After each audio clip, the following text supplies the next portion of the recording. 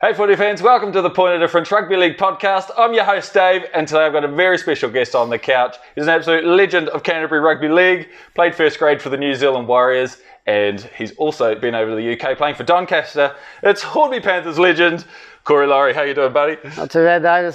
There's a heavy intro. Yeah, pretty heavy, mate. Intro. We love heavy. First of all, thank you so much for giving up your time. I know you're a busy chap, but when you're not playing footy on the weekends, what are you getting up to in your life these days?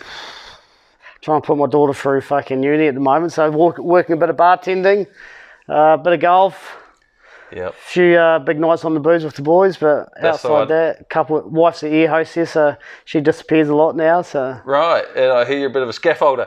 Oh, yeah, I try. So I wouldn't advise it be a career path to anyone out there, but I guess it's paying the bills at the moment. We've got our own little company, so Nice. yeah, my boss seemed to be going right, but That's the way. looking forward to Christmas anyway. Yeah, mate. Got to have a good Christmas break. You having a break? Yeah, we finished, I think we got beers and golf on the 22nd, then we're off to about the 9th. Then we're off, That's not bad. so I got a few nights planned. I think we're off to Kamara, I think going to church for New Year's Eve. So. Lovely. Just down the road from here. Yeah, so I heard it's pretty good. I heard it's for us old people, so I should be sweet there. Brilliant. Okay, so let's rewind the tape. We're going all the way back to the start. I found a quote in a Stuff article saying, "Rugby league has been my life since I was 5 years old." But a little birdie told me that you started playing rugby union when you were a young fella. Yeah, I think the old man threw me. I only found that out because obviously I've got a memory of a goldfish. So the old man threw me into rugby at Hornby. The Red Devils, I think they're called back in them days. I think they might be still called the Red Devils. I think they might have went for a rebranding there. Yeah. It was non-PC, the Red Devils there for a while. But yeah, the old man threw me into there, and I think then he might have got into league. So Right. he threw us into the Panthers. And Right, so it was your dad who actually made you go to league. oh, Dad's. I love my dad, but you'd call it like your lovable rogue. Like you want best guy ever, just don't want to date your daughter back in them days. So, but yeah, Dad's. I could tell stories about Dad all day, but yeah, but he threw me into, and he was playing a wee bit too. He had no skill set, just run straight, and Yep. his heart was the size of a fucking watermelon. So just had no skill set to go with it. Oh, brilliant.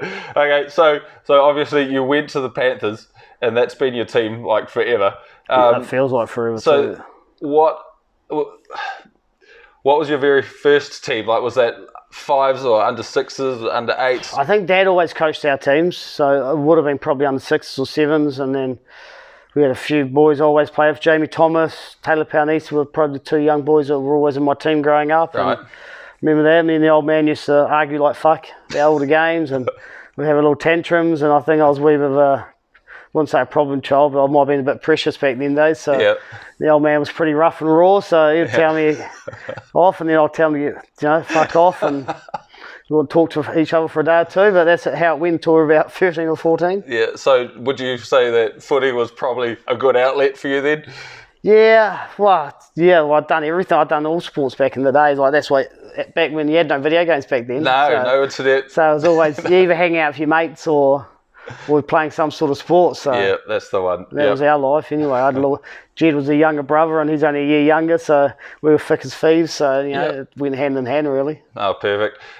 Did you always want to be a professional footy player? Was that your thing growing up, or was it just something you did? Mate, honestly, like it was never even like the only time I even thought about being a professional rugby league player was when John Ackland came up to me and said, "We're looking at you at I think we were at a nines tournament, up in North Harbour Stadium, and Right.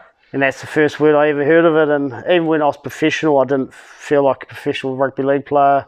Probably didn't negotiate like a professional rugby league player, and so I didn't really feel like I was ever a proper, fully fledged professional rugby league player, if I'm honest. Okay, interesting. I am going to talk to you a lot more about that a little bit further on, but I want to ask, did footy come naturally to you? Like, was it something you felt you were naturally good at, or did you have to work your ass off to get to any sort of standard? Oh, mate, I was weird because I probably got fat there for a while, if I'm honest. Like I think I was fat till I had a stutter and big ears, and I was fat. So I don't know, somehow I got a wee bit more pretty than I was back then. But no, Thank God, my wife would leave me if I'm not now. But I think at 9, I made a Canterbury team. That was the last time I made Canterbury until I was 18. Right. And I think I didn't think I only made Canterbury that year because a few of the league boys had gone to rugby. So I think I was a bit of a stopgap there while they were playing the fancy code. And that was the only time I made Canterbury. And then, from 9 to 18. So it definitely never came naturally to me. And I wouldn't say, if I'm being honest, it wasn't brutally hard work that got me to where I was. So don't get me wrong, I did work, but not to like I probably want Wits and these players that are like I love playing rugby league, and I just never thought it was going to be a profession. I guess I just played it because all the boys played it, and we got to do something on Saturday night, and away we went. So not up at 5 a.m. to get to the gym, dreaming of that Kiwis jersey or anything like that. No. Like I still think back now, and like it was never even in my mindset because it was I just wasn't good enough. If I'm brutally honest at that age.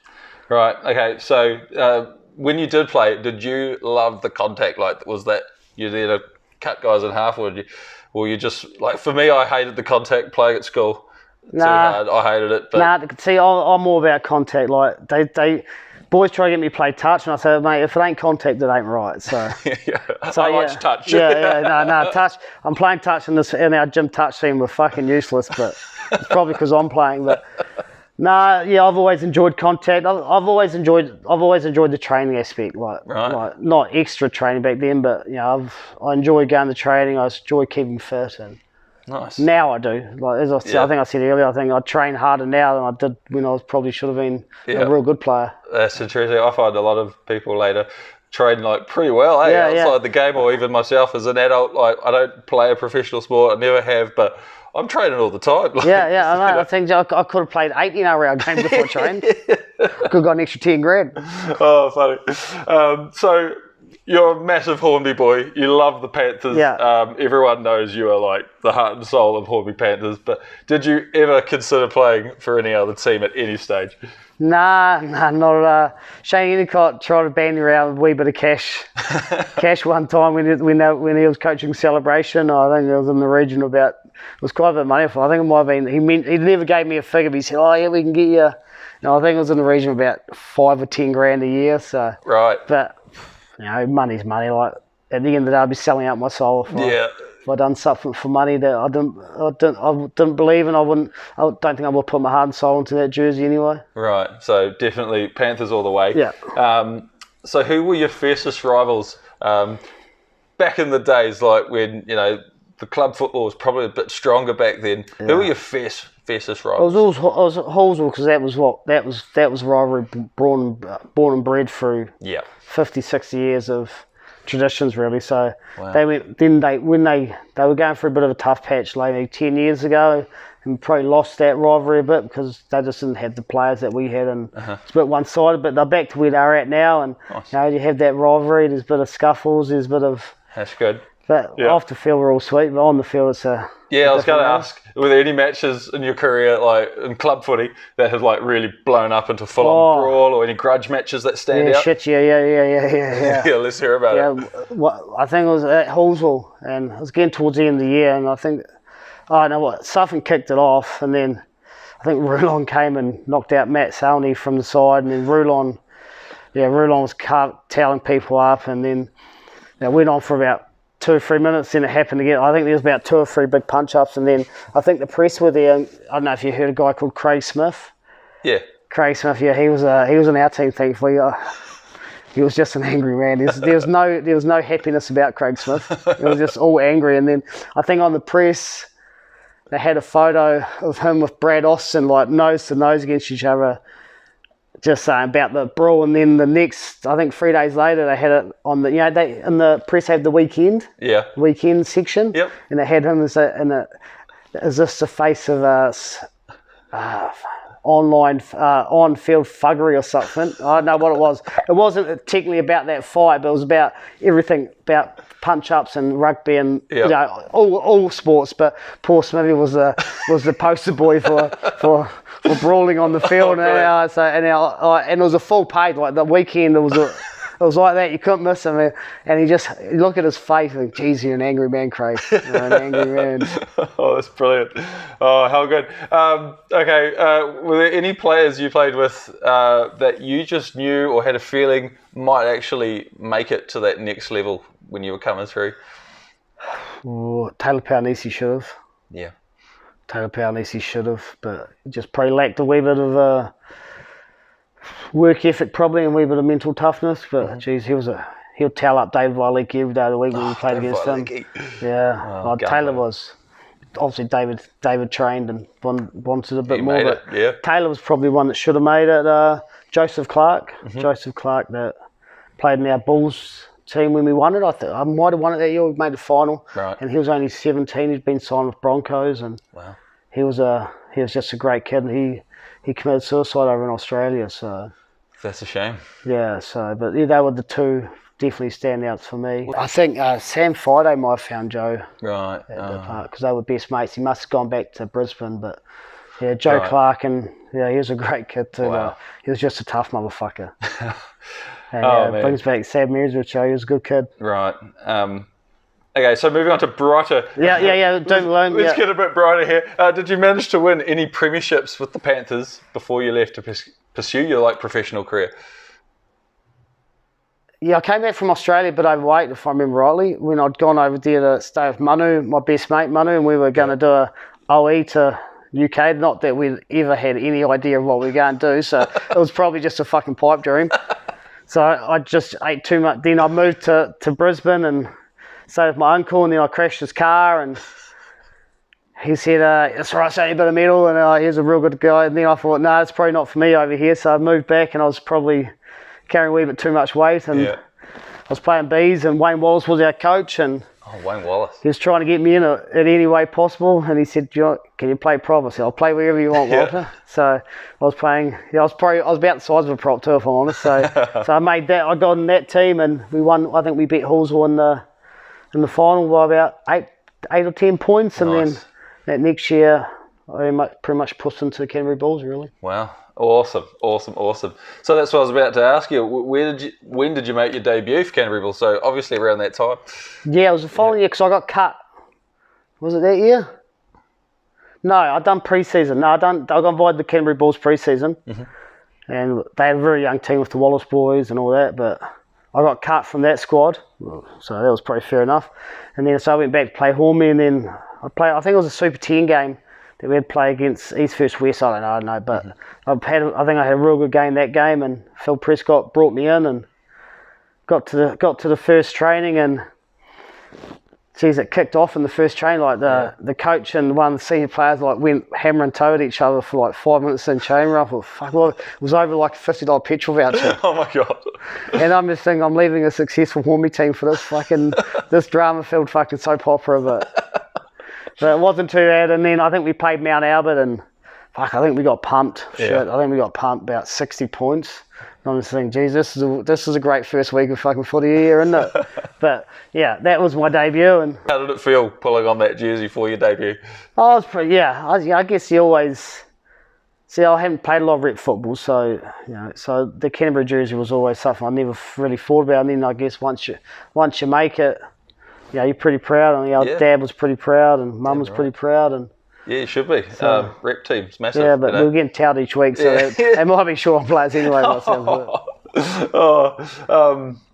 So that obviously wasn't a full-time thing. You're still working, having to play for the club and for Canterbury Bulls. So it wasn't too bad for the Bulls, because when you played Bulls, that was your team. So you didn't play for Hornby. Right. So you might play 1 or 2 games for Hornby throughout the year, but would go up to Auckland on a Friday night, and I had 2 young kids then. Yeah. So it was a fucking day pass for me, fucking get fed and get to sleep without any noise, and I used to look forward to my Friday nights away. I used to start at Mount Richmond Lodge, if I remember rightly, and I always remember their food, like the chicken and the beef. The boys would put on 5 kgs every time they went up there, because they'd stash it all the way up to their bedroom for the weekend. But yeah, so I used to enjoy the weekends away. But it was definitely still. I think he might have got paid. Shit, might have got paid $100 a game back then, maybe. Right. Not very much. Massive money. Mate, they were getting paid more money in the 1980s and 70s than they ever get paid. Okay, so you mentioned earlier you got approached by John Ackland and to have an opportunity to go pro. Yeah. So you already had a missus and kids, as you just said, and you're in your late 20s, roughly mid to late 20s by then. 26. There you go. So how did that all come about? Well, obviously John Ackland touched base with me at that Nines tournament. So I thought, Shane Byers was our Bulls captain, and he'd been in the, I think he was with the Tigers, and he'd been in the system. So he took me under his wing a wee bit, Shane actually, and got me in the gym and got me out, running, doing a lot more work. So, and a lot of it probably goes down to Shane for taking me under his wing and probably making me do extras I probably would never have done. So, so I thought I'd better put, he heard about that, and so he thought, we'll get you going, and he got me going, and then we were playing a game up in Auckland for, I think it was a, curtain raiser for the Warriors game, and he wanted to catch up with me, so he took me into the Warriors gym and had a quick chat, and I said, you keen to come up? Looking at you, I said, oh yeah, and then he mentioned 20 grand. 20 grand. 20 grand. For the year. Fucking 20 grand for the year. You're kidding me. They dangle that carrot, the donkey needs to go chase it, but I think to myself, not a fucking shit show am I going up for 20 grand. Well, I don't know. I could have probably made it work, but yeah. So that was the first. That was the second time that I knew that was becoming a possibility, and then I think they rang Phil, our coach, and told me I had to play good against Waikato Bay with Sam Rapera and Lance O'Hire were in the team, and obviously playing against NRL caliber players, so I had to step up, and I think I must have a good game because So then I'm walking out after, I think we lost to Mount Albert in the grand final. In the last minute, and then ouch. So Fabian Suter scored, and then their halfback kicked the ball at us. From going for the conversion, just kicked it straight out huddle, little fucker. There's a Perinara, I've forgotten what his name was. He was a little fucking prick. There was a few of them, wasn't there? Yeah, quite a few of the Perinara. Henry's all right, but he's a fucking Still dirts me, that fucking act. And then I'm walking in, I've thrown my silver medal in the rubbish bin. Sore loser. No good. What's the point of having a silver medal? Just first of the losers. Yeah, it does nothing for me. Yeah, fair enough. So I threw it in the rubbish bin, then I looked up and Ivan Cleary was standing in the doorway because you go through that hallway, and then I thought, oh yeah, shit.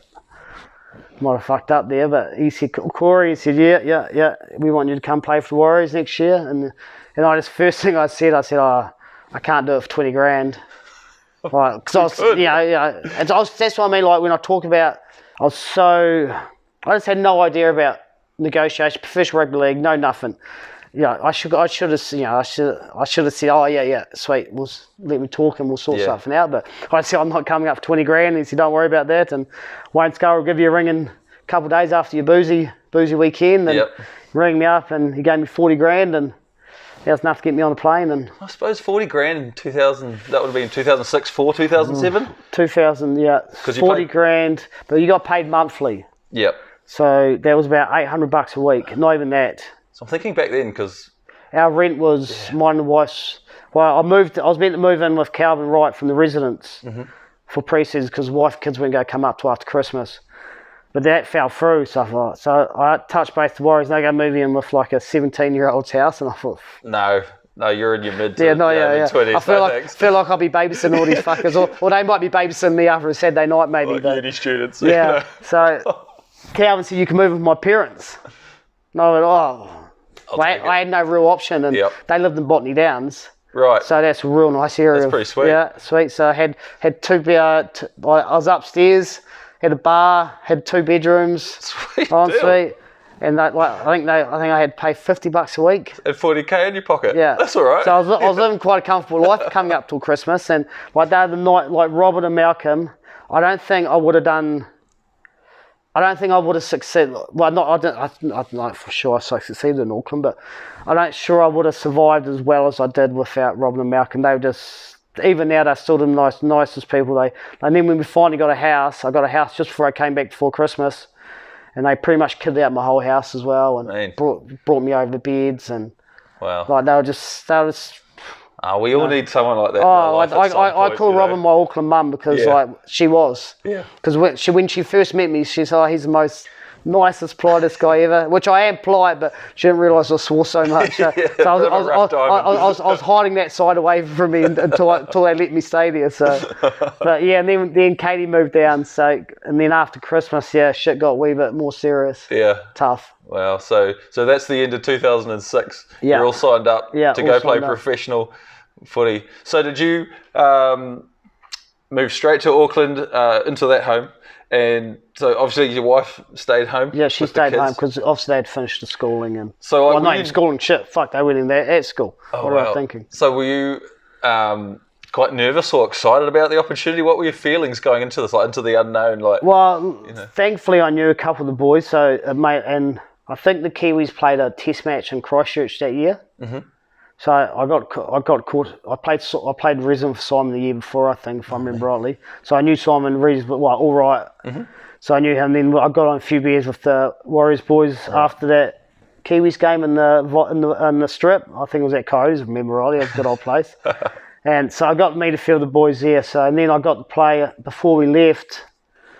We played a residence game against the Kiwis at West Coast. So I got to meet a few of them. So it wasn't such. But then.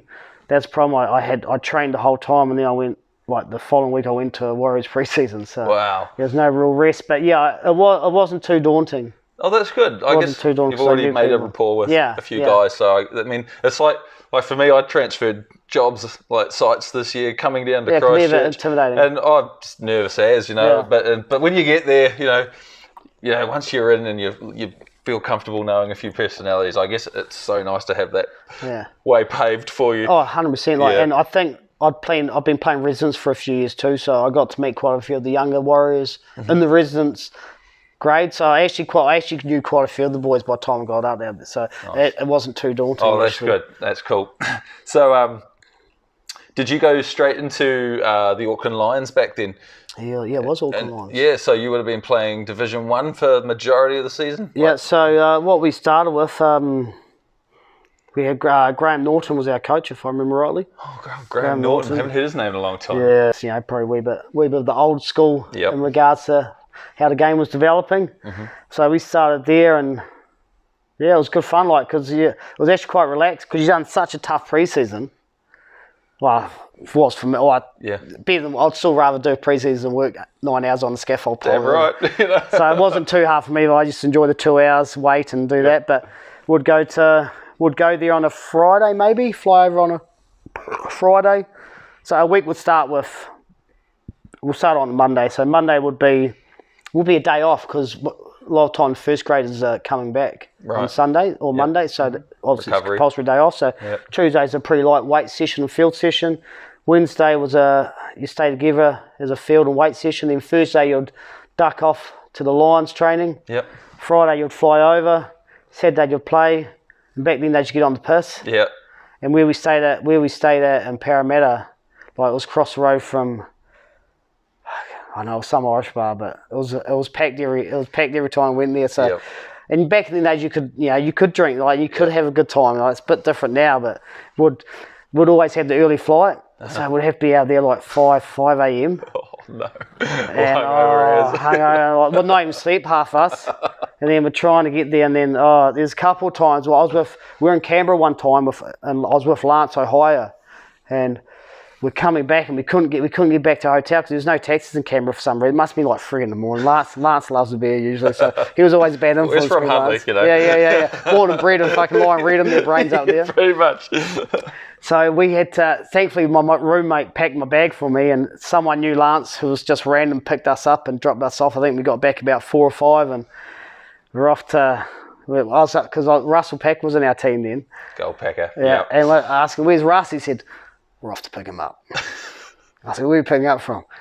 He's had 9 in the cells. So it was a real good time. And then Sunday, the first grade would be playing, so you'd fucking have a nice relaxing Sunday at home when you're hungover, and then you get Monday off. So it actually wasn't too bad because Tony Martin was in our team then too, and he was stressing about getting his visa. Yeah. Getting his visa for go back to play Super League because you had to play a certain amount of NRL games that season to qualify for a work visa. Right. And he was he's a real dirty Ivan about it.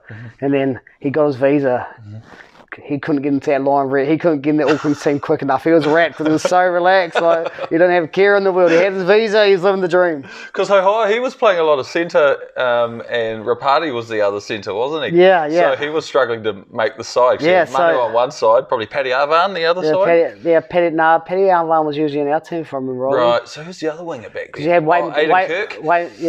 Kirky's was with me then. Right. Kirky was the following year. Yeah, I like Kirky. He's a good kid. Yeah, good fella. Had that breakout game against Melbourne when he was probably on the chopping block and just had that one good game. And I'd say against the Roosters in 08 at the semi-final. Smart. He got a double, I think. Yeah, he's real underrated. Kirky, I don't keep much Kirky, but Wade McKinnon was the starting fullback back then. Yeah, he was like my man crush that season. Yeah. He was unbelievable for the Warriors that year. I love Wade, but he's hard work. Yeah, mate, if you want a high maintenance player, get Wade McKinnon. I think his first session he asked for a release, I think, because I think our apparel sponsor was Puma. Right. He wanted to wear Essex. You're kidding. And it's just so that he wanted the release. He said, "Nah, I want to go." Really? Yeah. Oh my god! I think they sorted him out obviously because he was a star player for like 2 years. So he was unbelievable. Some of them tries he scored for the Wars were that try he got against Penrith off a Paddy Arvan short ball. Yeah. He beat about 8 or 9 guys, scored a try. That was one of the best tries I've ever seen by any player. Oh yeah, I still watch that try now. Like Wade, he's back in Auckland now. He's a fireman up in Auckland. Unbelievable. I don't know how he passed the test, but he must have.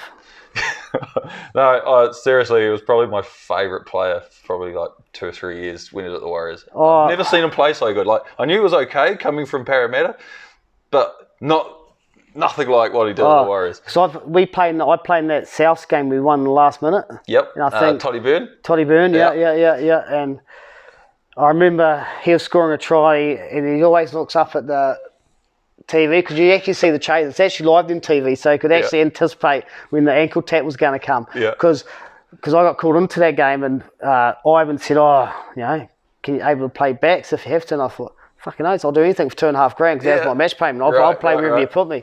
And and then I saw Manu limping. And I thought, don't do this to me, Manu. Don't do this to me, Shana. And he comes off and he says, Panther, you're on the wing. I went, you're kidding. On the wing. On the wing. And I was out there and I was fucking... Thankfully, Simon was my centre, so he dropped back for the kicks. Right. And then...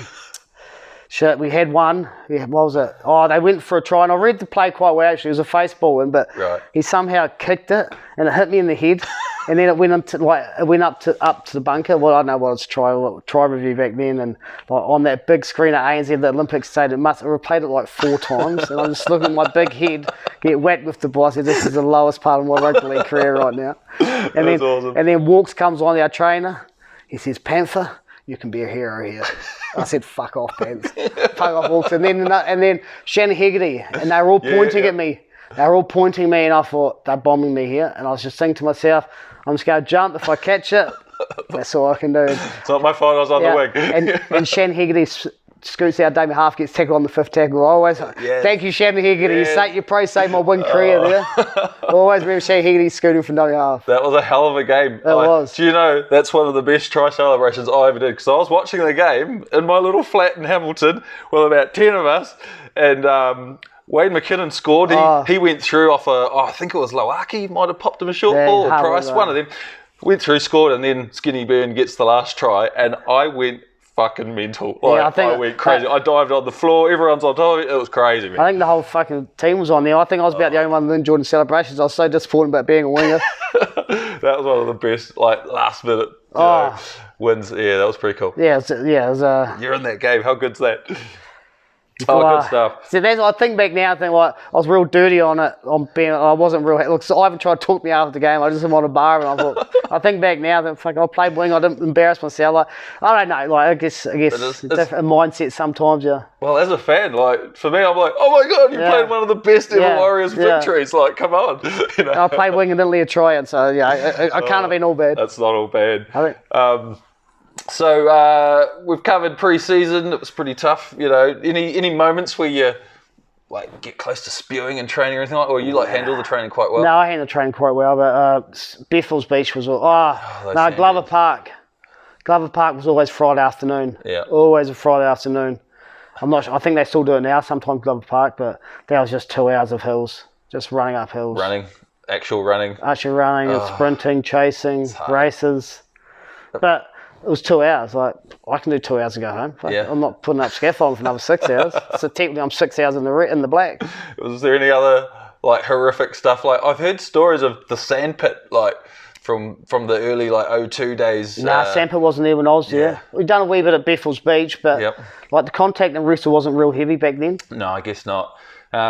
Okay, so who were the players that stood out in training, or players you looked up to that maybe made you raise your game? Michael Luck. Oh, lucky, yeah. Like, there's no flash about Michael Luck, but he's just fucking tough motherfucker. Like, some of the injuries he played with, like, there's no way he should have played, which is probably a detriment to me not playing many games, because that motherfucker played for anything. Wow. Yeah, and he's a gun. Yeah, but then players won't play NRL now because they're too small. That's crazy. He's too small. Yeah, like Dallas Johnson, 90 kgs. They'll just get bashed out of the game now. Workhorse, man. Yeah, but there's if you're a workhorse now, you still have to be big. How do you reckon Paul Gallen would go? Because he's quite a short little fella. Yeah, but he's got an offload, and he's quite tough as nails. 105 kegs, I'd say. Yeah, but he's just built low to the ground though. Yeah. Michael Luck was one. Room Wiki was always working hard. I bet. Yeah, he's a bit of a beast. So that definitely Michael Luck was probably the guy I looked up to, and he was just like, you couldn't see Michael Luck. He's running the Cowboys now. Yeah. But he's just a great human. So we were real lucky. We had a real good bunch of boys in Elderslie that we all lived in 3-4 minutes of each other. So we had me, Michael Luck, George Gaddis, Simon Mannering, and Rav. So we pretty much lived in each other's back's pockets. So. You guys had a really interesting team because you had some really underrated guys. Yeah.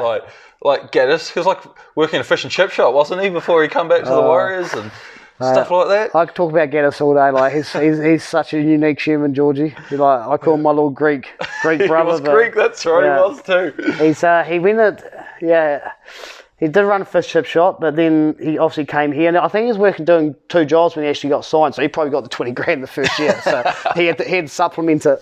So but Georgie, George was this great human. I could talk about him forever. I had a couple of good stories in Vegas, but he's a unique human, Georgie. Yeah. No, a lot of underrated players because like your Grant Ravellis and Michael Witts weren't household names at all. Woody, I think Woody then. I think he's getting paid by 3 different clubs. That's amazing because he came from Manly. Manly. Yeah. Then he got. What was it, Parramatta? He was Parramatta before Manly. Yeah. And then so he got Rookie of the Year, I think. So he got signed obviously a long-term contract, 3 years. So and then obviously got turfed out as they do these days, and back then. And Manly must have 2-year contracts. So I think the Warriors were paying like a third of his contract. So it was cheap. It was unbelievable. Yeah, he kick a ball forever, would he? Good-looking man too. He's going pretty good in real estate at the moment. Yeah. All right. And Raz was a real good player. Raz probably just lacked a wee bit of the kicking game. He just had that. He had all the aspects, but I think the kicking game was probably one of his Achilles' heel. A lot of fans called for chop his leg off. I think the commentators used to say that a bit. Shane Costigan, I think. It's like, chop his leg off. Jason Costigan, is it Jason? Yeah, it's Costigan. I know that's his surname. But like, he would have been great hooker too, Raz. Like, great support play, really pushed well. But I think he probably just worked on his kicking. But it's a fickle game in NRL. I think there's a lot of people judging every minute. Yeah. I think the Warriors, they had a really good nucleus of like stars like your Prices and McKinnons and whatever. But I think to have Gaddis, Witt, Ravelli in your spine, it's not household names, But I think if you create a team unit, which Ivan did, like that, like if you got, I know it's whatever that cliche is. They've got a team of, not a team champions, but a team or whatever. I don't know. Champion team always beat a team of champions. Yeah. There we go. We've got Muhammad Ali coming there. And I think that's what we had. Like, I think a couple of us got cut that next year, and I think took us. A lot of us were a real big part of that culture that was going there. Yeah.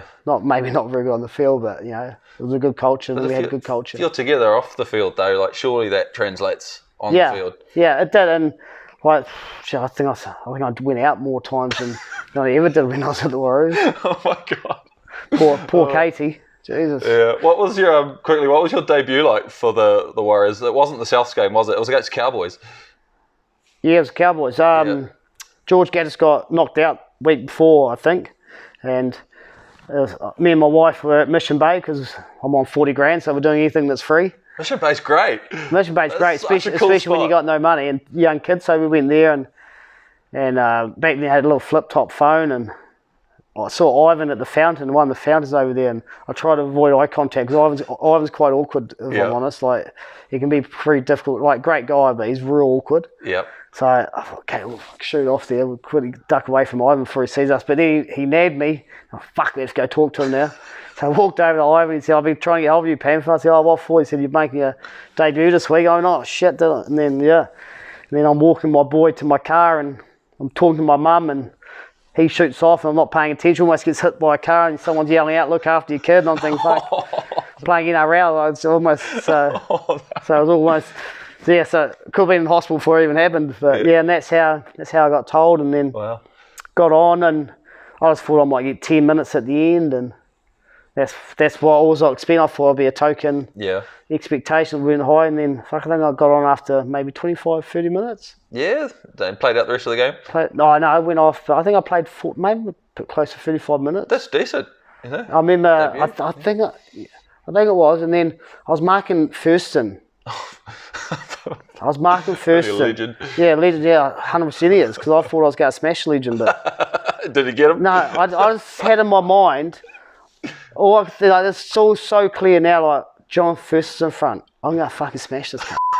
Sorry, I shouldn't say that. No, you're good. You're fine. I'm going to smash him, and all of a sudden I'm on my back. He's putting the ball over the try line. I've lost my feet.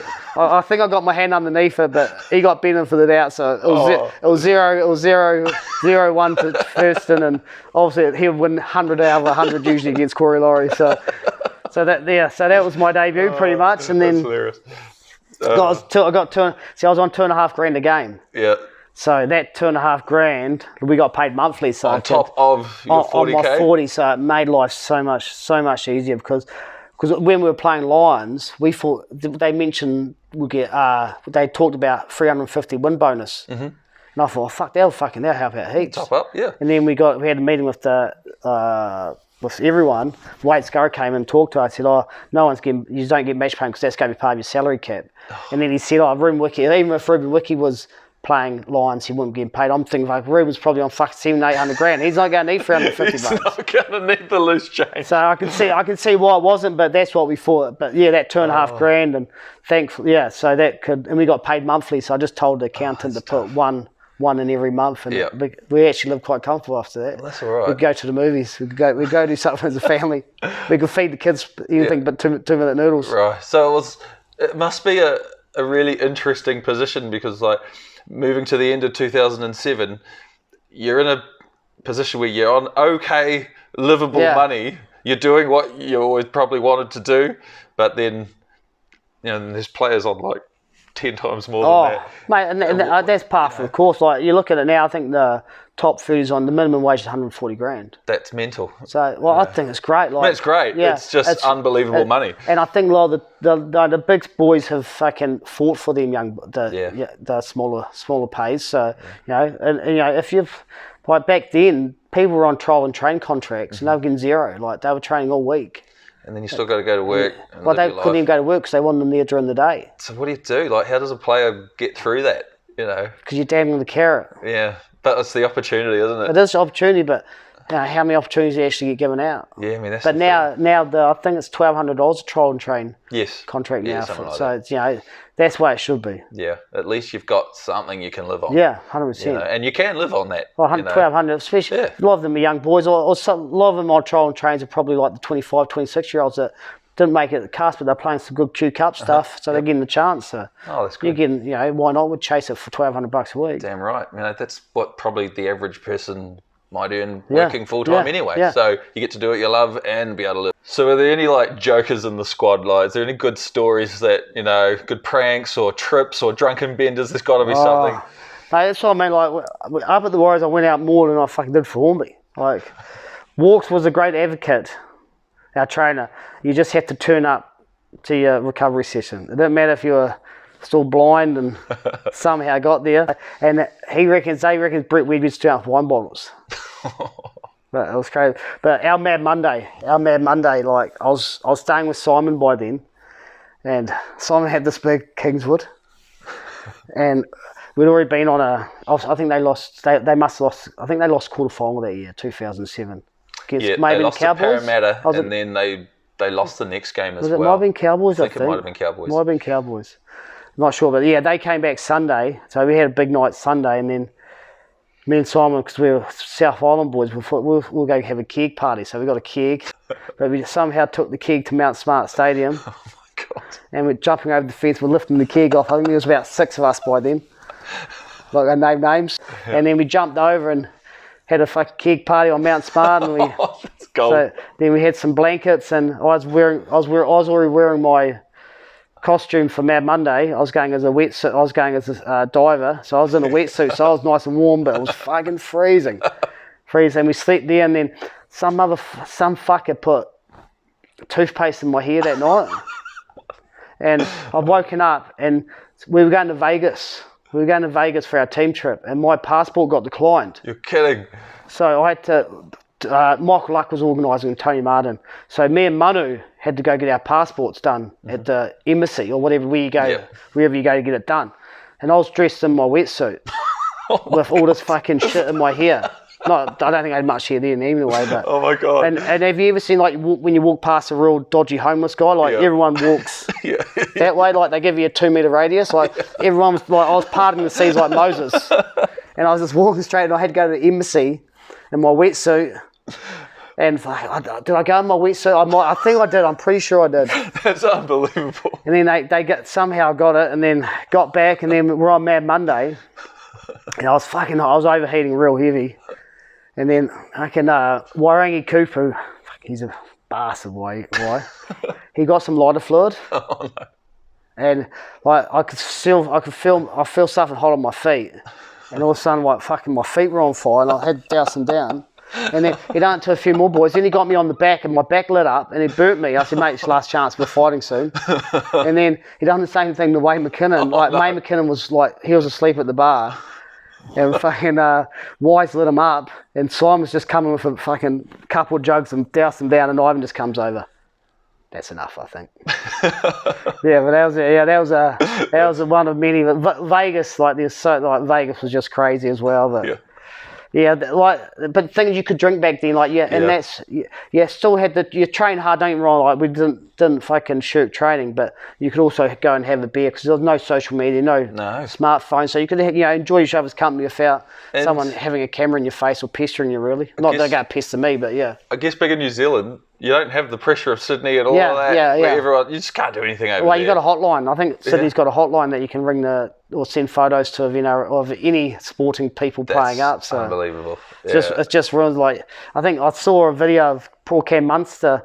They lost the grand final like a few years ago now. And he's just at the casino like 3 or 4 in the morning, like just minding his own business. Playing poker. And this guy just came up for about a minute and just sledging and recording him like he wants to get punched. Wow. And he deserves to get punched. Yeah. And like if Cameron Munster does it, he's probably got a fucking 4-week ban or something like for a guy that 99% of the public would agree that deserved the fucking right hand. Yep. But that's the way the world's gone. It's gone like that, and everyone's got everywhere. fun. So yep.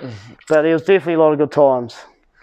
Probably more than you should have been, if I'm honest. Oh, sounds like you had a hell of a time. I mean, what great stories, like good things to look back on. So you got to the end of 2007. What happened? Why didn't you re-sign? And what was that process like? Process is pretty. You get called up. They have because I had an option in their favour. Mm-hmm. So if they wanted to sign me again, I'd get 60 grand. So massive pay rise, 20 grand. So it would have been livable. It would have been livable. And I played. Tony Iro came to be our coach, assistant coach, pretty much running the lines by then, and they turned me into a hooker. And just so I played hooker that day, and then we went and had our meeting upstairs, and Ivan said, "Oh, we're not going to sign you as a second row," and I knew that was coming. I'm not a fucking second row. Like 90 kgs, even back then in NRL, like you kill yourself. And like there's a trial game where I think back and Ivan, the coach's staff, because I scored a real good try from 20 metres out from hooker. Nice. And I look back now and said, why didn't they see that and turn me into a hooker then? Mm-hmm. And then, so I played that game hooker, and Ivan just said to me in that meeting, he said, but we just saw you play hooker, so we're not making any decisions yet. Because they signed Ian Henderson, didn't they? That was the year after. For 08. Yeah. Was it 08? Yeah, he came in 08 with Brent Tate. Did he? Yeah, maybe then. But yeah, so they never, because they got rid of Georgie as well. Yeah. Because Georgie went to Hull. But he never really cut me. Well, I presume I was going to get cut. I don't know. I was worth 60 grand, so in the grand scheme of the salary cap, I probably wasn't going to take a big chunk of it. So, No. But I never went and asked a question. No. Afterwards, like towards the end of the year, Doncaster, and I got a thing called osseous pubis. Oh, I've heard of that. Yeah, so it's inflammation of your hips. Yeah. It's from overtraining. Right. And it's like you got glass in your hips. Like It's not fun. everything. You tick to like so many fucking anti-flams. Like if you don't have anti-flams, you ain't operating. Right.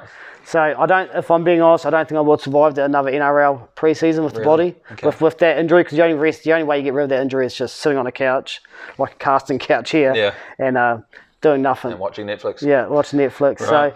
So Doncaster came in with an offer, and mate, I think it was like £20,000, I think. So that was double it. Like it was 3-1 back then, so it was actually wow. 60,000. Okay, and an opportunity to go overseas. Yeah, Why and not? a bit hard obviously with young kids, and Katie was keen, and we thought, well, I got ancestry, so I didn't have to worry about work permits. So I got an ancestry visa, so it gave me a 4-year visa. Nice. Not visa, you don't even need a visa. I don't. It just You would have just been straight in. Yeah, straight in. So didn't have to worry about any of the how many NRL games I played, etc., and jumped on a plane and away we went. So Doncaster approached you. Yeah, Carl Hall. He's an ex. He played in Christchurch for a wee while. Carl, he's different. Wheeler and dealer if ever I've seen one. Very much a wheeler and dealer. He knew he was helping me out, and he got there, and he gave them an offer. And Right. So was that first grade in like the UK Super League? no, Or second division, wasn't it? No, it was even third division. Oh, third division. Yeah, so you got Super League, you got Div 1, and you got Div 2. Right. And I thought, they had big plans. Owners had big plans, and we jumped on a plane. Like Sophie was 18 months, and Jason was 4, and we went to Auckland, Auckland to Sydney, Sydney to Hong Kong, Nice. Hong Kong to London, and then a 6-hour trip up the M1 on a Friday afternoon, all in one bang. So All two in young one kids, bag, yeah. That's mental. With two kids. Sophie was crying for the 90 minutes of the Singapore flight. I'm just thinking to myself, this is the worst life decision I've ever made in my life. And it just went, but we just feed her up on Finnegan and milk, and could have been a bit drug dealing going on in that plane, but she kept it calm. I think Jason cried more than Sophie. He was in a Simpsons phase then, so he must have watched that movie about 8 times on that plane. Yeah, but then I turned up at Doncaster at the airport, and because Carl Hall was picking me up, he said, "I'll coach this Quinn." I went, that's all we need. and that was drove all the way to Doncaster, and then I saw I couldn't work out lock the door, and I couldn't work out the fucking car, so I had to walk down and go get KFC, and they didn't have EFTPOS back then in UK, so I couldn't understand. So I had to get cash, and they had baked beans in their KFC. And I thought, Jesus, what is this place? Yeah, who has baked beans in KFC? Oh my God, there's no way at all. Yeah, and that was my first day, and then the owners turn up at like 8 p.m, and I've just gone to bed, and Kate said, "Can you shut the lock door?" I said, "I don't give a fuck about the door, Kate. I'm tired." You've been seeing 6 hours in the car ride, but and they turned up, and I had talked with them. They had great hopes, and don't get me wrong, I think they had Craig Harrison. He was one owner. He was, Luke Gale, the hooker, halfback, played Great Britain. Oh, he became an agent. No, he was his agent. But Craig Harrison's come out. He's actually got he's actually a player agent now. He goes right, but he just sold his business for quite a few mil, and they had great. I think his first words were to me saying, "How much will it cost to get room and wiki?" Forget about it. Yeah. I think we got a bit of pipe dreams here, but yeah. So it started off with a bit shaky, and then the plans were. I think they signed Chris McKenna too, the old... Oh, Chris McKenna. Yeah. He played Panthers? Sharks? Nah, Sharks. Was Sharks. Yeah, he played State of Origin. Yeah, he played State of Origin. I tell you what, he was playing State of Origin with Doncaster. They done no due diligence with him. He was just a broken down racehorse. And just a name at that point. Yeah, and I don't think they paid him what he was owed, because he pretty much quit after maybe might have played 2 games maybe. Right. Out of the 6 or 7 we started with, so writing was on the wall for Chris, but but he took a lot of the trainings to start with. Okay. Yeah. Oh, Chris McKenna, there's a blast from the past. Yeah, he played Queensland quite well. Yeah, he was a good player. Good tall centre, I think, or second row. I think it was second row. Yeah. I think it was second row. So how did the season go? How did that all pan out?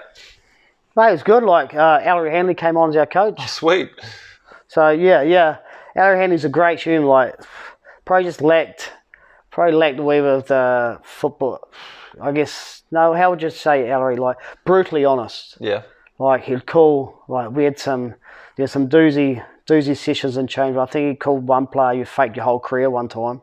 So it didn't quite have the man management maybe of a Wayne Bennett. No, Wayne Bennett probably didn't. He'd be a great mentor. Right. I think that probably should have been his role. Mm-hmm. I think he still coaches a wee bit now, but for me, he was a great guy, and I still love Lawrie. He gave me his Hall of Fame medal.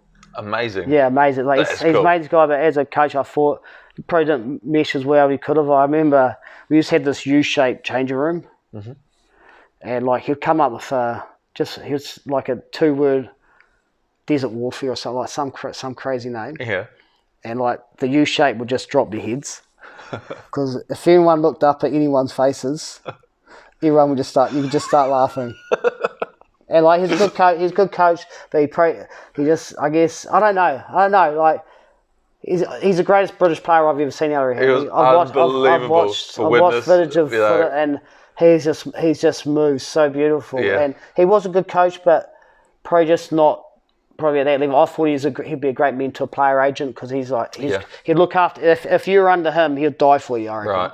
But I think as a coach, it might have been stretched too far, maybe. Yeah. But I think he coached a Yorkshire team this year. Wow, still going. So, but he was a great. Yeah. So So we had a good team. We had Luke Gale was our starting halfback, and we had Cole Briggs and Kyle Woodover all played. They ended up playing a lot of Super League, well, especially Luke Gale did.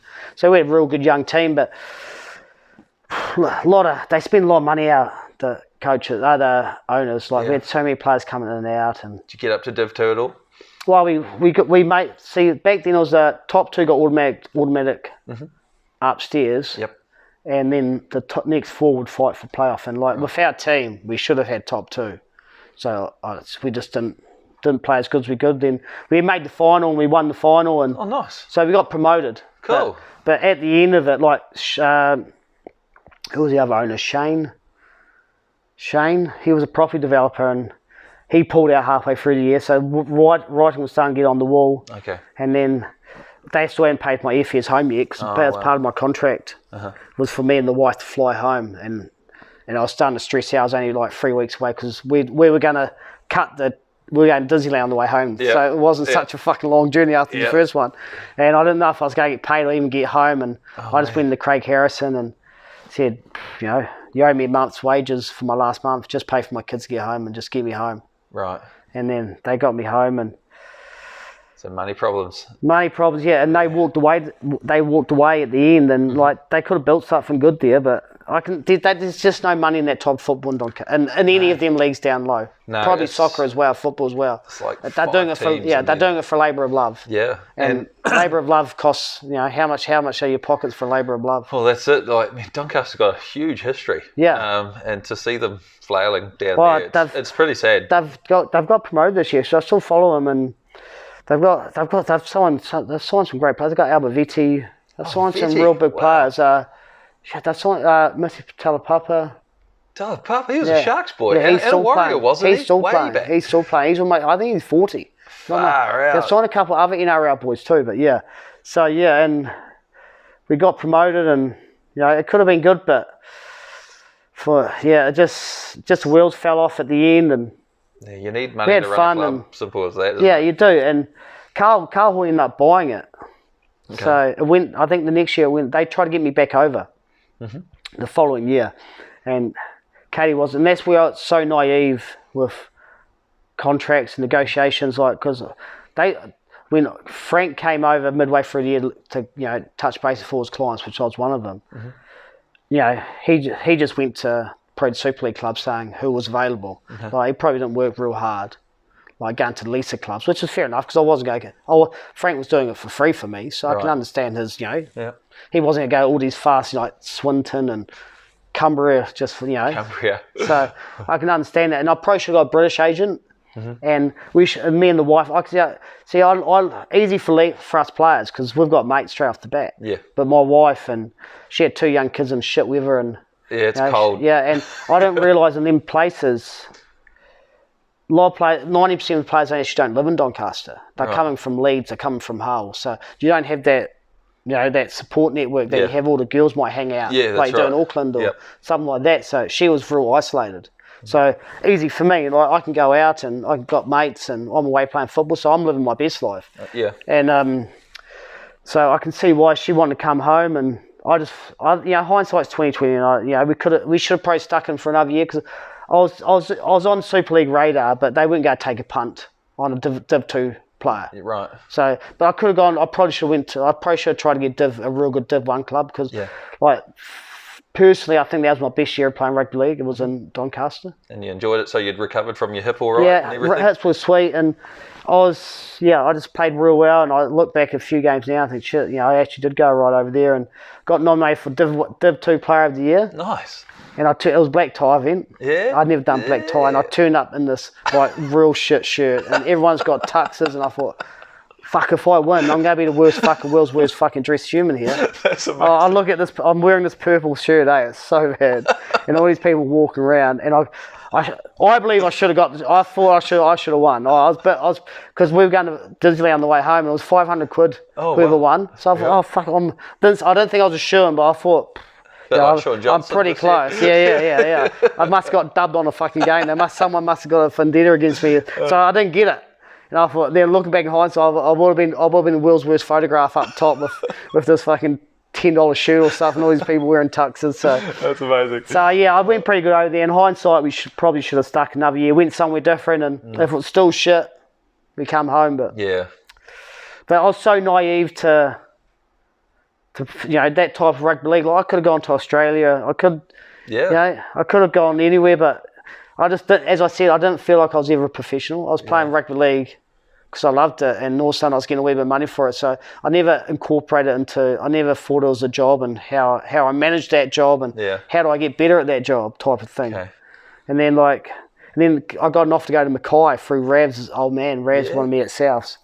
And Kate's, we'll go there. I said, are you fucking serious? We just left Europe and you want to go to shitty old Mackay? Because we played trial game in Mackay for the Warriors. Yep. They can't even swim in there in summer. Like, there's too many crocs. So there's no way I was going there. No, not an option. So, I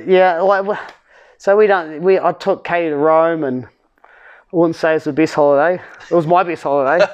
I'm a history buff, but she couldn't understand all the ruins. Like, she loved the Colosseum and the Vatican, but anything outside that, she just thought it was another stone. Another rock. I took her to the Circus Maximus. I think there's a chariot place, and she said, "Well, it's just stones. This is the Circus Maximus. How can you not fathom this?" But she loves the beach, so each to their own. So I got to do from a kid in Hornby, I got to go to Rome, and that Rome had always been my. That's amazing. And then we went to Magaluf for our team trip. Yeah. Oh, world's worst place. The English just act like fuckwits. So like they just act like they own the place, and it's all duff music, and like I think we found a couple of older boys. We found a place on the last night at 80s karaoke, not karaoke bar, but and that's about the only night I had thought it was alright. Magaluf was my cup of tea, and then took the kids to Disneyland on the way home. Yep. So a kid from Hornby going on a team trip to Vegas, and then going to live in Europe. Then you look back now and think 2 years, we probably could have maximised that a wee bit better, but me and the wife were so naive to what that type of rugby league was about. So. And was she always supportive of your journey? Oh, 100%. Well, she had to be. Like, she still supports me now. Like she's got a new job now, and she's doing real good for herself now, and it feels like it's her time to shine now. Yeah, that's the way. So she's embracing that, and she had to put up a lot for me, and trapping and trapping, and obviously the nights out, and the shit that goes with that, and so she's always been the rock, and so she's always we've been together since we were 16. A couple of little hood rats from Hornby at 16 didn't think we'd ever do, so that's pretty cool. Got to do some stuff there, and then came home, and it was unique. Back to your beloved Hornby. Back to the Panthers. So feel good putting the jersey back on. See, don't get me wrong, I love what I've done at the Warriors. I don't like that, but still, I think my fondest memories are still. There's probably two memories for me. It's probably that running out through the tunnel at the Warriors and winning some grand finals. For Hornby, like they're my two standouts in my whole. Yep, I had a question from the Facebook group. Robbie Allen, he wants to know what was your number one highlight playing for Panthers or for your footy career? I think as I said, I think back in the Warriors day, you ran through the tunnel. Yeah. And we played night game too, so it was all dark and cool. And the drums were going. So that I still remember that. It's like I don't remember a lot of games. I don't remember a lot of. Some people like Mark Ness remembers almost every minute of every game they played. I'm total opposite. Too many hits. Too many concussions. I haven't had too many concussions, thankfully. That's the first one, but probably.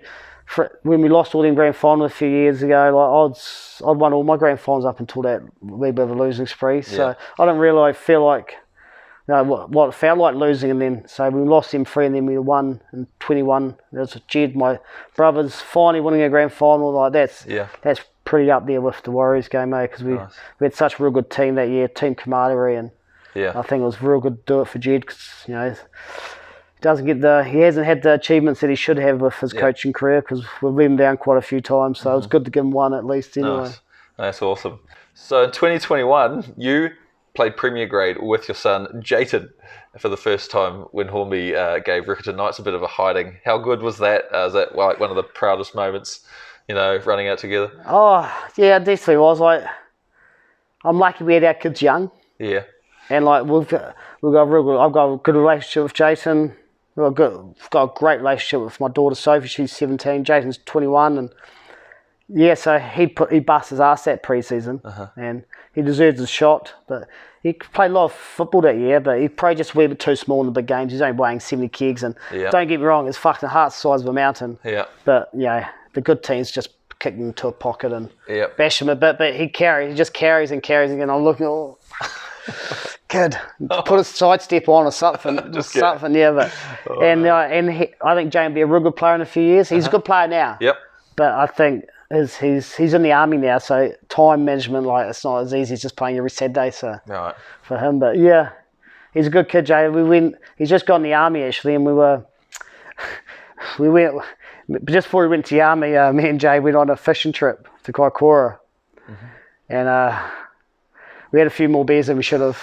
As you do. Yeah. And we pushed on to the Strawberry Fair in Kaikoura, and it must have been about 1 a.m. in the morning or something. And then I saw him, he's having a punch up out the back, out near the bar. So I had to grab him and fucking take him out. Because when you're in Kaikoura, that's all locals. Yeah. You're not dealing with locals. They could get real nasty real quick. Yep. So I had to walk him home, and then he was getting a bit lippy the whole time. So I grabbed him, and then he took off. And then he must have been too drunk and fell asleep on the side of the road. And some strange picked him up, took him to the hospital, and then he broke his hand. And then he police came in, and they said, he told his dad fucking abused him and doesn't love him. So they rang Omar Tamariki on me. Then they rang Katie 4 in the morning, and she's stressing out. So poor she had to ring Uncle Jed. So Uncle Jed had to go pick up Jayden 5 a.m. and on a Sunday morning in Kikes, and so I don't think me and Jay allowed to go to Kaikoura anymore by ourselves. So, so poor Jed had to go pick him up, but then he was in the army. Then he was meant to go to the army, but he broke his hand, so I had to ring up and. Get her out of it. Fell off the scooter, which he actually did. Right, okay, fell off the old scooter. Oh, man. So I had obviously Aaron Whitaker on the podcast last episode. He played at age 48 with his son for the Currumbin Eagles. And he said to tell you you've still got another 5 years in you. Not a shit show. You're actually hanging up the boots? I think I'm helping out the Bees this year, so I'm going to coach them. I'll coach them, and I'll probably play. And I'll see. Prems, I don't know, but I can't see myself having it much more after this year, if I'm honest. Okay. But I train so much. I train probably 3 weight sessions a week and probably four heavy cardio, heavy hit sessions or training. So training's easy for me, and I got old kids, so It's easy. you've got time. Yeah, I've got time. So Yeah. I can understand why a lot of people struggle with that. Because if I had young kids, I couldn't shoot away all the time. Oh, it's not easy. And Sophie's about to go to uni, so she's disappearing, and Jane's disappearing for a few months next year. So we're getting a little Japanese student and pay the bills. Brilliant. Oh, good deal. So we got to ship Sophie out, and he comes in. Oh, brilliant. Okay, so in 2012, Panthers make the grand final, and it was a Corey Lawrie field goal in extra time, proving the difference with Hornby's 1918 victory. How good was that moment? Describe it, and was it like one of those moments you dreamed about as a kid? You know, kicking a field goal in a park. Like, come on, tell us about it. 2012, I think that was against Hallsville. Was it Hallsville? It might have been Hallsville. We'll go with Hallsville. We'll go with Hallsville. That's the first time I've ever woken up and liked the rain. Because I hate the rain. Like, I'm a wide endurance athlete. I want it hard and fast and just constant. Yep. And it was raining, but Hallsville had such a good team. They had such a good team on the dry track. And I thought we probably I don't think it'll go our way if it was a dry track. So I was pissed enough rain. I think it was our first grand final at the AMI when they retook over the stadium after the earthquakes. Oh, Roger. Yep. When they turned into a rugby field. And we were in the game, and I think they scored a controversial try which got given. And I thought we were a bit hard done by. And then I think was it extra time? It might have been extra time. Jane. Well, I get accolades, but James Baxendale was one that done that play. Like we were. I just watched. G done a wee bit of a doco before this year's grand final on it, like just like inspirational stuff. And Baxi made a break from 30 out and ran 40 metres and set it up. And I think I was probably about 25 out maybe. Yep.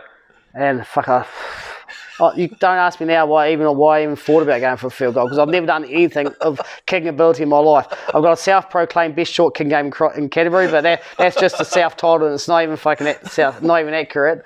And I don't know what I don't even think.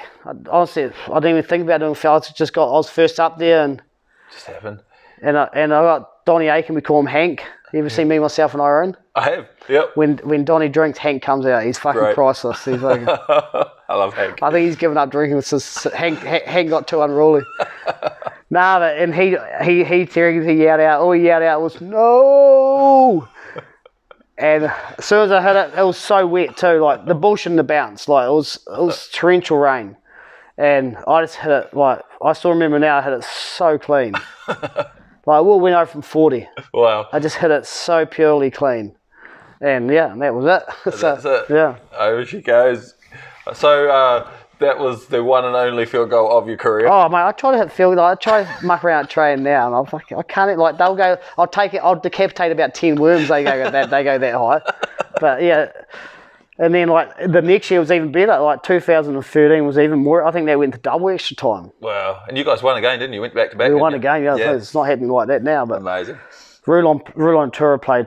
I think we played 100 minutes. He played 100 minutes at prop, and James Baxter was taking the kick, and we got Johnny Limmer darted out of hooker and got a penalty, and Baxter missed a few goals that day. Yeah. And he said he went up to Scots because I broke my ankle in the first bit of extra time, so I was off. And Baxter rings. He went up to the Scotsman and said, "He can't do it. I can't kick it." And Scotsman just turns around, "Just kick the ball as hard as you can."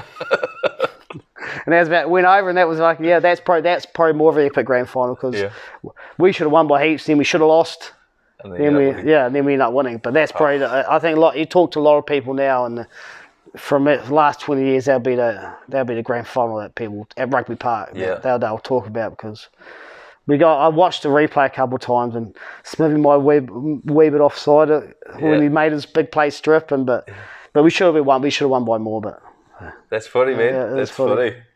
Yeah. So, who did you support growing up? NRL team or Manly Fanatic? Manly Fanatic. So we're talking the 90s era. 90s, where they had Cliffy Lyons is my all-time favourite. Yep. Like I got Cliffy, Jeff Tuvey. All my Christmas presents and birthday presents were jerseys with, and back then you used to get screen printed their names. Yeah. So I'd have all the players. I'd have Jeff Tuvey. Who they have? Jack Clifford Lyons, House. Jack House was so good. How good was he? Well, he's good that first year, and he never reached the same heights. Yeah. Got Rookie of the Year.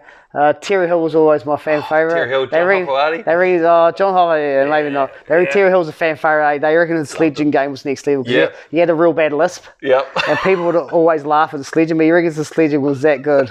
I like that with Luke Brooks at the Tigers. He's got a bad lisp as well. Oh, has he? Yeah, it's really bad. I think he'll go right with Seagulls this year. I actually think he will do. Yeah. I totally agree. I actually think he's the missing piece. Yeah, so they don't really have a 5'8". They haven't done for a while. No, and we'll take, Dave Children's going to do most of the heavy I carrying. think Brooks could totally open up. He could be a real, could be by the. He's not going to be on $800 It's million. about 600 or something, and which is still probably a wee bit overpaid for him. I think it's a bit of a bargain buy for the Seagulls. We'll see. I like Schuster out on the edge. I think that's going to be amazing. He's not a half. Wrong body shape, but anyway, I love that era of Manly. Like they lost the Bulldogs in the '95 grand final, which must have killed you. Because they only lost about 3 games that year. No, I'm pretty sure they're unreal. I thought they were almost undefeated that year. But they went something like 17 in a row or something to start the season. Oh, it's fucking dirty. I think it was fullback as well. There was a fucking forward pass. Was it Jim Dimmick? It was about 2 meters forward. It was a fucking piss take. And Stephen Price was in that game. Was he? Yeah, he played in that grand final. He got called up into that game, didn't he? Didn't someone get pulled out injured? Yeah, he had a headgear on. Pricey. Yeah. I was real dirty because he was a forward pass in that game. But I was manly hard. Like I would cry. I cried heavy after that. Yeah, they had Nick Kosiev. We had a great back row. Unbelievable team, eh? Unbelievable. But Ian Roberts still there? Yeah, Ian Roberts was one of all-time favourites, and everyone knew what Ian Roberts was back then too. He's been a brave man for what he's done. He's done it for gay rights. He's been massive. Yeah, unreal. Like brave. Like who comes out and I've seen him on a few documentaries and where he's really sat down and talking about it. Like it just wasn't something that was talked about. Well, I think I've read the Matthew Ridge book, and that's a great read because he calls a spade Ridge. He doesn't not telling he tells everything as it is, and they all knew that he was gay. Yeah.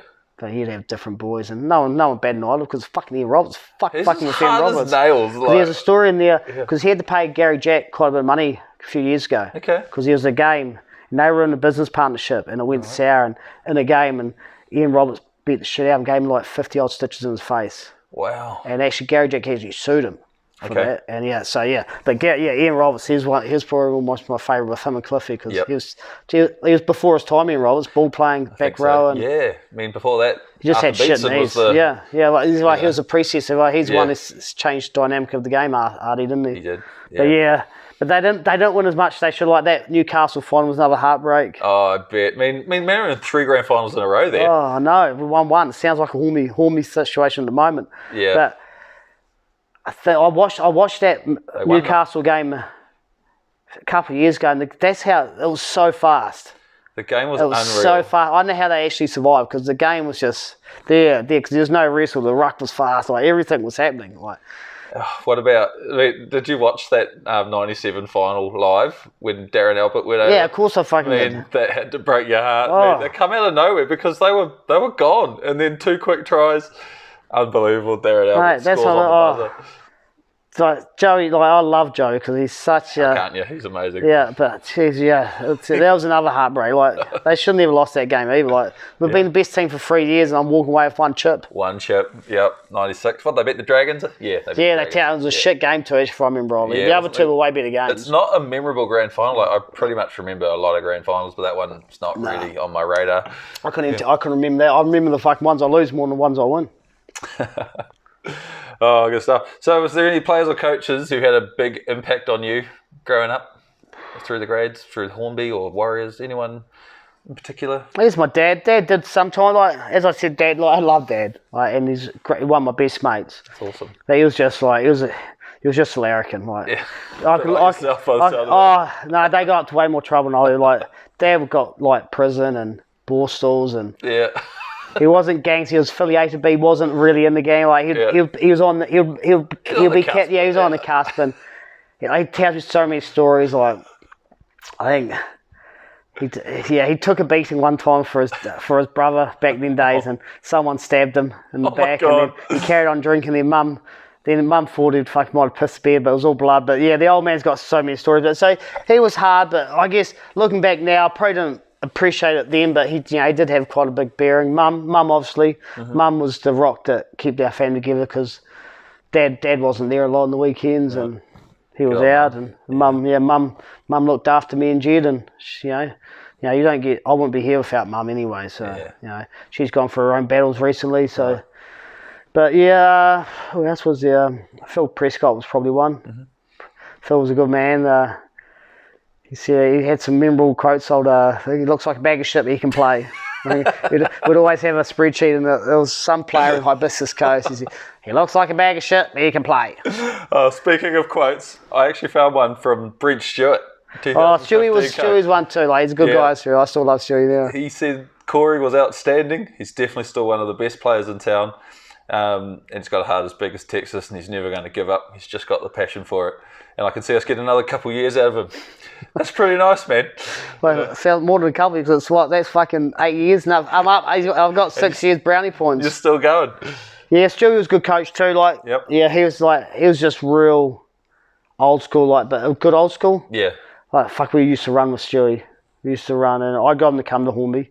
But I think my biggest attribute's always been I'm never going to be the biggest. I'm never going to be the fastest. I'm never going to be any of them ones that's going to win any of the strength tests. But I won't give up, and I think Jed's mentioned Pete. It's been. I know it sounds like big here, but a few people say I win games just on tenacity alone. I won games just on tenacity, just not giving up, just competing and. But you're the players the game needs the most. Oh, yeah. I would say so few genuine superstars. There's lots of great players, but there's a few superstars. But then you just need those guys who just turn up, they train hard, they tackle hard, and they run hard. Yeah. You just need those guys. Like Michael Luck's a classic example. You're just exactly. Hard. You don't have to be a superstar. And that's why I still play now, because defensively that's always been my strongest part. And now I'm playing hooker. Defence is easy. Well, I find it's easy. You just have to get up and tackle people. To me, that's not hard. If you're fit, you can do it. Yeah, so if you're fit, and the quality of the game's gone backwards here. So if I'm playing Auckland, not a shit show. Wouldn't fucking not tackling them, but they're massive. Big boys. I was helping out the Bulls this year and watching them Balkans game. I thought, stuff that. So speaking of the local comps, you're saying the standard's gone down, and they're relying on players like you. 43, still going around. What do you think the reason is why the standard's gone down so much? Because it used to be still decent, but it's definitely dropped a peg. I think it's a catch-22 because all these kids are getting signed now. So you're losing that. You're losing your youth pathways. And then the biggest one you got now, you got all your 21s and 22s and all right players going to go to Australia. They go play BRL, which is the offset, the one below Q Cup, or they go play Bush and they get paid $300-400 game job, and they got no commitments here. So I'd go over there if I was that age. Damn right, and you got no one replenishing them. And then I guess though the thing is because they say they want to sort out the pathways for the Warriors, for example, but then that totally affects the clubs like yourself in the local comps. So it's like robbing Peter to pay Paul type of thing. But as a club, you want to see your juniors. I think if we've got juniors progressing to that next stage, it feels like our development's going well. That's good. Obviously they take away. So. And you've got 17 NRL clubs. Yeah, well we've got 6 of the NRL training with the Warriors for the Harold Matthews and Jersey Flegg at the moment. They'll all come back. I'm hoping a couple of them might play premiers this year, and four go to rugby. But it's easier said than done when they go to St Thomas and then they start getting pressure from the schools, because Jackson, Stewart and Zeke are 2 real good players, will go real good in Prems, but that's what you're relying on. But you're more relying on your statesmen that are local boys that have got kids or 24, 25 that ain't moving away. They're the ones you really want to look after, because they're the ones that, because we can't pay players. No. So if you can pay players, 100% you can get a better team. Yeah. But my philosophy is you pay everyone or you pay no one. Yeah. Like if I started paying a player, so to come away for $2,000, and I haven't given James Baxdale any money ever, I'd feel disgusted, because James Baxdale's the best player I've ever played with, and he got offered $7,500 to go play Bulldogs, and turned it down. Yeah. So I could never look myself in that mirror and give a player money when I know I've got servants of our game here, and we're never give them a cent.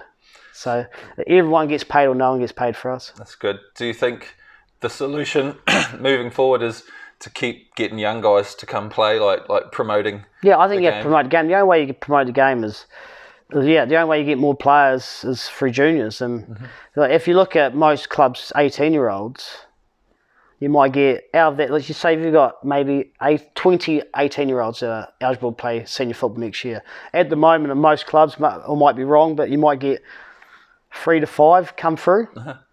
Because a lot of them play rugby, so they'll go back to play rugby. So you need to start generating at least 50% of them boys coming up each year, and hoping they stick with the club and creating a good atmosphere. And so I wish I didn't care so much. You could walk away, but since I'm so invested, like I'm doing everything. I organise trips, organise fundraising, but you're constantly trying to make everyone I just organised a team trip to Queenstown because you want the players to have something at the end of the year to keep them interested. It's man management. Jed's a great coach, and 60% of his job is man management, not coaching. Wow. Trying to keep everyone happy. Everyone turning up for training, no domestics. Oh mate. And never was that. You'd have 60 people at training, and if you didn't turn up, you didn't play. Well, fair enough though. You got to have a level. You've got to. I think you have to have some level. But you don't have the players to do that. If you got a real good player, if you've got, say for instance, we've got Bs and Prems training. Sometimes on a Tuesday, you might only get out of a squad of 40, you might have 15, 20 there. And then you got to choose a team with people who didn't show up. Obviously, more people turn up on Thursday, but it's cold and dreary, and they know they're going to get picked if they don't turn up. So. Okay. Crazy. Okay. 3 last questions. I'm new to Christchurch this year. If you were looking for a team to support, like myself in the local club, who should it be? Because I'm totally open to bribes. Whit loves fun. Whit's got everything he ever owned. He's never given anything away. I was actually thinking, because I saw you got given that Horsell stuff. I'm fuck. See, I give everything away. I think I've kept one Warriors jersey ever of what I've ever been given. See, I don't care. It is. But so I thought I could bring a Doncaster top, but it's so small, so we wouldn't even fit there. I was actually going to text you if you had a fucking jersey, memorabilia wall, so I was going to give you that. But Hornby should be, because we're much more personal than Horsell. Well, my wife loves the Penrith Panthers. Exactly, so it's easy straight transition. away she's already chosen Hornby. I'm still in the market, just quietly. So I'll see if I get Mannering and send you a jersey or something. All right, I'm open to bribes. I'll just keep that door open. Okay, what's your favourite TV show? Probably Sopranos. Oh yes, that is such a good show. I just went back and rewatched a couple of seasons earlier in the year, actually. What about Paulie stuck in the van in winter time overnight? There's so many good events. So hilarious. It's so tragic. James Gandolfini's gone now. I know. Okay, and if you were on death row, what would your last meal be? Obviously, if I was on death row, I hadn't been on a bend the night before, so bend the night's KFC, wicked wings all night after a bender. But last meal, if I'm sober and judge and going to meet my mate, it would probably be a Chinese. Sweet sour pork or a bit of everything? No, we've got the real good bami goron from down the road at Springs Road. No, Springs Road, I'm going to have to remember that. I love me some Chinese. Oh, mate, they're massive portions too. I get good. If the only 2 of you here, you'll be eating for like a king for 5 days with 2 of their meals. That sounds absolutely brilliant. That's definitely a bit of me and Tracy. Yeah, we're marathon runners, so we like kings, mate. You couldn't offer me enough money to run a marathon. Like that. All right, thank you so much, Corey, for your time. It's been absolutely brilliant hearing all the stories from your career, especially your time at the Warriors. That's absolutely next level stories. Oh yeah, like this. Yeah, I've done 2 podcasts this week, so everyone must be running out of content because they must be getting the stragglers in. But yeah, that'd be crazy. It's always a bit of fun. I can talk to an Eskimo, so it's easy. You're way too humble, mate. No, thank you so much for your time, and thank you everyone out there for watching another episode on the Point of Difference Rugby League podcast. I've been your host, Dave. This is the incredible Canterbury Panthers legend, Corey Lawrie, and we'll see you next time for kickoff. Full time.